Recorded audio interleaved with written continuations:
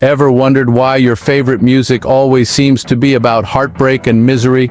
Well, there's a delicious irony to it, isn't there? We humans have a peculiar habit of seeking solace in sorrow, of finding comfort in the melancholy. We turn to music for joy, for escape, and yet it's the tales of heartbreak that seem to resonate the most. Now let's talk about masters of this craft, the band that's practically built a career on the foundation of tears. Tears for Fears. Ah yes, an ensemble that's turned the waterworks into a veritable goldmine. Their music, a symphony of sorrow, strikes a chord with the heartbroken masses, transforming personal anguish into universally relatable tunes. And the real kicker, we love them for it. We revel in the heartache, the sadness, the raw, unfiltered emotion they bring to life through their music. So buckle up. It's time to dive into the world of Tears for Fears, where every tear is a hit song in the making. So how did Tears for Fears come about? Was it a teenage heartbreak or a midlife crisis? Well, let's just say it was an interesting brew of both, with a twist of existential dread and a dash of psychoanalytical theory. Yes, you heard that right. The band was formed by childhood friends Roland Orzabal and Kurt Smith. Now here's where it gets interesting. They didn't just wake up one day and decide to start a band. No, they were inspired by a book. Not a tale of rock and roll excess, mind you, but a psychoanalytical tome called Prisoners of Pain. It's like they were trying to win the award for most intellectual reason to start a band. The book, written by Arthur Janov, suggests that adult problems stem from suppressed childhood traumas. So naturally, Orzabal and Smith thought, hey, let's turn this into pop music. You've got to admire their audacity. So they formed a band and named it after a concept from the book, Tears for Fears. It's a name as dramatic as their music. It's like they were trying to make teenage angst sound like a Shakespearean tragedy. Their music, though, was a different story. It was filled with catchy hooks, danceable beats, and infectious melodies. It was like they were throwing a party, but the theme was existential dread. They wrote songs about love, loss, and longing. They made us dance and cry at the same time.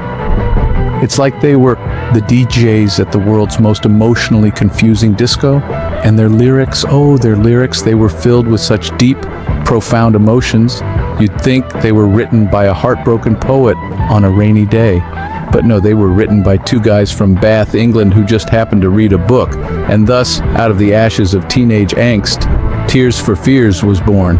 So what happens when you mix tears with a little bit of talent? You get chart-topping hits, that's what. Oh, the sweet, sweet irony.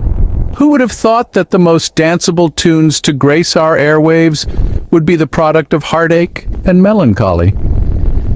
Welcome, my dear friends, to the reign of Tears for Tears, the band that made us all groove to the rhythm of their sob stories. Now let's dive into the band's success and their most popular song, shall we? Nothing screams party like their hit single, Sobbing in the Disco Light. I mean, who doesn't love a good cry on the dance floor, right? And then there's the unforgettable, Cry Me a River, Then Swim in It. Truly a masterpiece, if I do say so myself. This tear-jerker of a song had us all singing along, with lyrics that touched our hearts and beats that moved our feet. But let's not forget their magnum opus, the anthem of the broken-hearted. Tears are the new champagne. Talk about turning sadness into a celebration. This song topped the charts for 12 consecutive weeks, proving that a good heartbreak song can indeed be as addictive as a bottle of bubbly. And who can overlook I Weep, Therefore I Am? A philosophical take on sorrow, this song had us all contemplating our existence between dance moves. So, you see, the reign of Tears for Tears was a time when sadness was not just accepted, it was celebrated. We danced, we sang, and yes, we cried, but we did it all with a smile on our faces. Because, in the end, isn't it a bit hilarious that we, as a collective, found joy in these sorrowful tunes? That we found ourselves dancing to the rhythm of heartbreak, singing along to the melody of tears? Who knew tears could be so catchy? So what's the legacy of Tears for Fears?